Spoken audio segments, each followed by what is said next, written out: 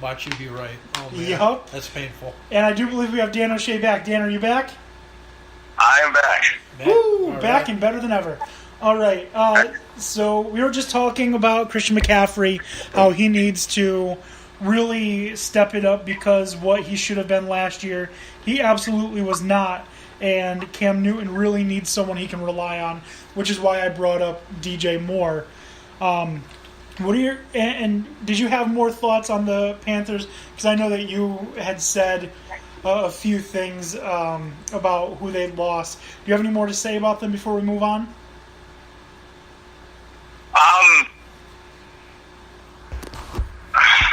A little bit.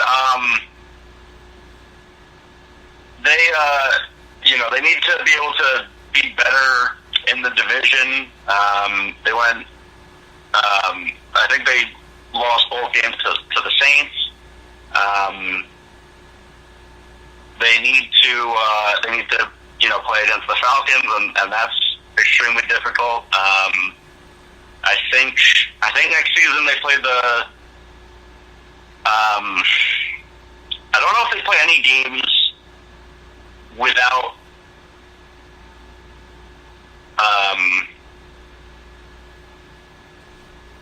I don't know what I'm trying to say. Words are tough. Talk yourself in a circle. It happens to. What I was gonna say is I don't think they play in any of the games where Winston isn't going to be there, so they don't get the gimme game. So they have to play better in the division if they want success in the playoffs. And yeah, as you said, McCaffrey really needs to do more. He wasn't terrible, but they invested a lot of capital in him, and they haven't gotten a return on their investment yet. Mm-hmm. Right. He was solid. I think he beat 1,000 yards and caught some passes. So again, that's where Turner's going to come in because Turner's going to have to be a little bit more creative than their offense was. I think their play calling last year was subpar. Turner seems to be a big fan of McCaffrey, so we'll see what happens. We will see. We absolutely will see. And that brings us to the biggest question of the entire division, and that is the Tampa Bay Buccaneers. What's up with Jameis? Let me just ask you, is it time to move on from Jameis Winston already? Is his potential worth the problems, the pain that it's causing so many people? Because personally, I don't think so. I mean, since his time at Florida State, he has been absolutely nothing but trouble. Yeah, he won a national championship, but in his time at Florida State, he was also accused of stealing crab legs, rape. People seem to forget that. He was accused of rape, threatening people with a pistol, literally standing in the dark on a walkway, pointing pistols at people. Mm-hmm. They also, him and that same friend that would do that, they also had BB gun fights in their apartment and caused thousands of dollars worth of damage. Sexually assaulted an Uber driver. So he's done nothing but cause problems since getting into the spotlight. Is he really worth that kind of trouble? No. I don't think so. It's tough to say. Obviously the off the field issues are concerning. The Uber thing he's been suspended for, justifiably. That's come on, man. Completely ridiculous action. I believe he was found not guilty of the rape, but if I'm wrong, please correct me. Nope. They settled out of court. Yes, the classic. Okay, so we don't really know all the details there, unfortunately, which is always frustrating. But it's definitely concerning. I don't even know if he deserves to play if that was true. he just, if he settled just to avoid a more of it being in the media, which does happen. You never know with these things. If it's true, then bye bye. Like, see you later. Don't care. If it's not, then I think it's tough to find a quarterback. So I don't know that you necessarily want to just blow it up yet, but he absolutely does need to reestablish himself.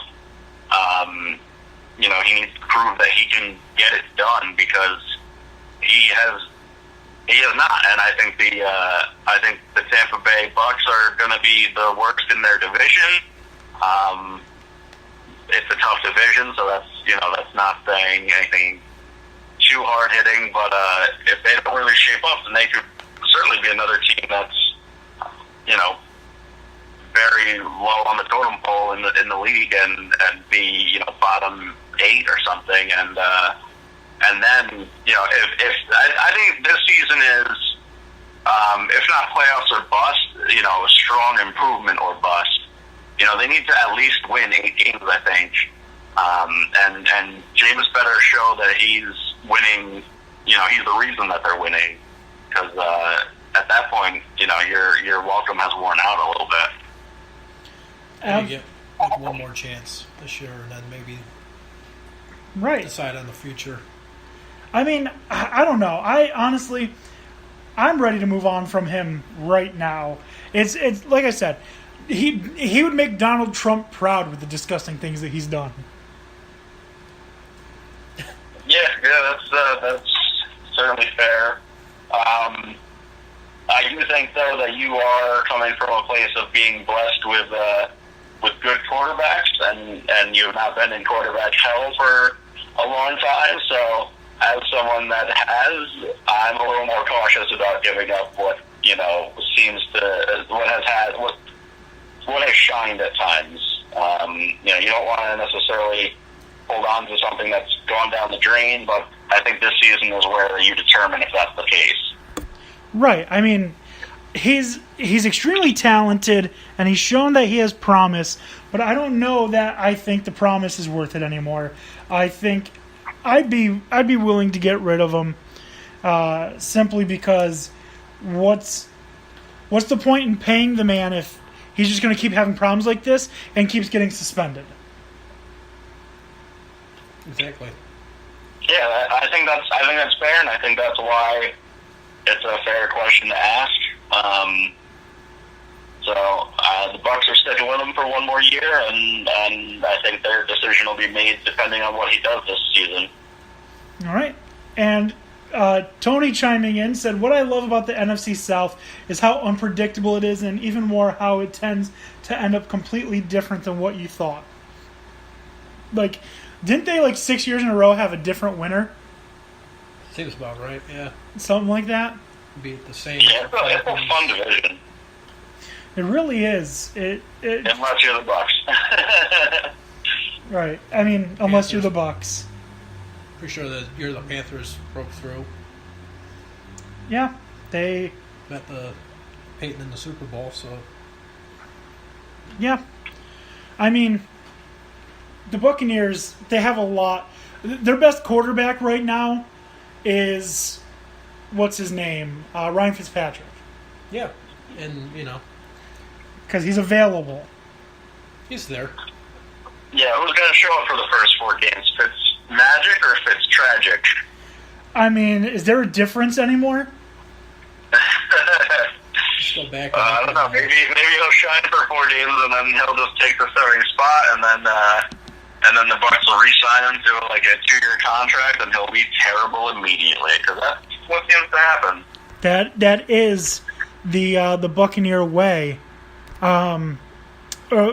Not just the Buccaneer way, but that is the way of the Fitzpatrick. Mm-hmm. Well, let's look at last year's previous year's fantasy points, right? Crazy. See how it looks. Absolutely crazy. All right, so we're gonna move on now because I want to get our predictions. No more talking about, the Buccaneers and their problems. What are your predictions? Who's going to win the NFC South? Who's going to... What do you think the order is going to be? I'm going Saints, Falcons, Panthers, Buccaneers. Okay, solid. I'm going to go... Let's go Falcons, Saints, Panthers, Buccaneers. Okay, solid as well. I'm going Saints, Panthers, Falcons, Buccaneers. Well, we're all in agreement on one day. The Buccaneers at the end. But yeah, it really is kind of a toss-up. I think Saints are the favorite going out of the gate, but, it's out of them, the Panthers, and the Falcons, it's really anyone's division. Buccaneers have not shown that they're in that same conversation. Maybe they can. We'll see. Okay. I mean, I am excited. Whatever happens, however bad any of the teams are, I'm excited to watch, and I can't wait. Oh, God, it's joy for football. All right, guys, we are going to now get into our halftime type fun things. First one, we only have a few. It's our sports tweets of the week this week. I don't think there were as many funny things said on Twitter, which I understand is an absolute disaster because Twitter is just absolutely ridiculous. First thing, I don't have any specific tweets, but have you guys seen these battles between NBA Group and Ariana Grande? No, I don't think I have to do that. Okay, it is ridiculous. There are people out there who are talking about how LeBron James, whatever, and but here's Ariana Grande, who's a good role model, and they're just going back and forth. So look up Ariana Grande Group because it's ridiculous and it's hilarious. All right. Oh boy. Yeah, it's Make a follow. See what's going on. Yep, it's definitely funny. I spent quite a bit of time looking at that today. More sad than funny. That's why I didn't really want to include any of the specific texts. But if you're tweets, but if you're listening, definitely look it up. All right. So our first actual sports tweet of the week comes from our buddy Blake Bortles Facts. Blake Bortles has more playoff wins in 2018 than the Cleveland Browns have regular season wins since 2016. Perfect. 1.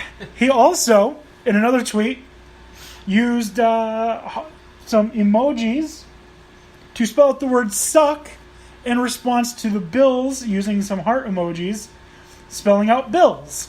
Look at that. Yeah. Yep, there it is. Bills suck. And that's they're going to this year. Yeah, they probably will. God. And our final Blake Bortles sports tweet of the week. Lost to The Undertaker at WrestleMania. Triple H, Blake Bortles, and the official Taz combined 0. It's a good point. It's a very good point. He's undefeated at WrestleMania. So am I. Yeah, you are. That is factual. Thank you for reminding us, Dan Beebe. The next sport tweet of the week comes from at Ryan Conwell, and that is Strange World Games Takeaway, talking about World Lacrosse. Multiple national teams were formed because of lacrosse being played in American Pie. Multiple. So because they played lacrosse in American Pie, countries now have teams. To which Carvin Bendeleon said, 5 or 6 years ago, all my new high school kids said they joined because of Teen Wolf. The power of media is fascinating. What do you think about that? These people getting into these sports simply because it was in a TV show or in a movie. I mean, as long as you're following your inspiration, who can argue with you?